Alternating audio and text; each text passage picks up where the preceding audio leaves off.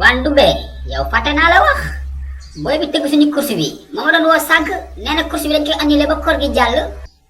mais wax na dëgg xiif ak daw àndul xiif moom àndul ak daw moom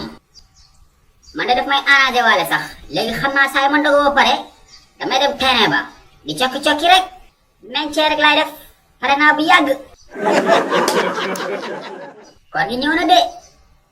ñu yor habitude yu bon yi nañ ci profité changé occasion la de coleen gu bon gi xale yu jigéen ñi nañ ko baax génne leen ndox ji ak taybaas yi ngir yàlla xale yu góor yi tamit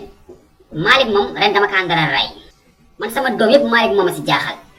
xale boo xam ne chaque 2 jours 3 jours nga dugal gel bu bees Malick xaw ma doxaanam bi fu ko donnoo mais du ci bàyyam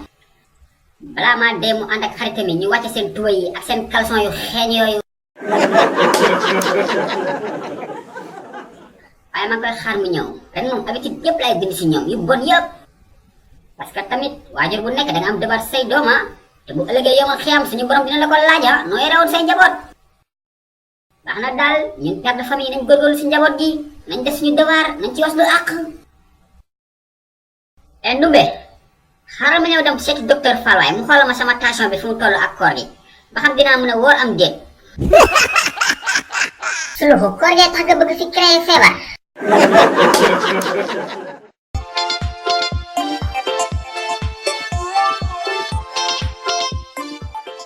waa docteur koor gi moo jege si rek ma ne xaaral ma ñëw xool si sama yaram ba xam dinaa mën a woor comme ni ma ko daan defee saa su ne rek waaw ok dama stable bee ma ñëw waaw noyel bu baax ma xool sëkkatal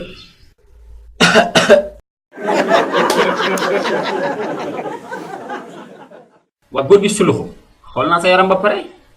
mais yàlla def na ni jàmm ak salaam laa ci gis yow moom tu es en très grande forme mag nga waaye sa yaram gisuma ci benn feebar comme ko am 20 ans macha allah. mais docteur juumoo. non juumuma de góor gi yow kay koor ren gi macha allah mën nga kaa woor de. waaye kon say machine baaxul waaye booy faal mais docteur man mënuma woor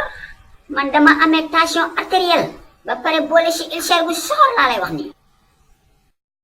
mais grawul amul benn problème comme que yow nee nga doo génnee feebar jox ma samay këyit ma dem xooli ku ma mën a génneel feebar gaawal defal lu gaaw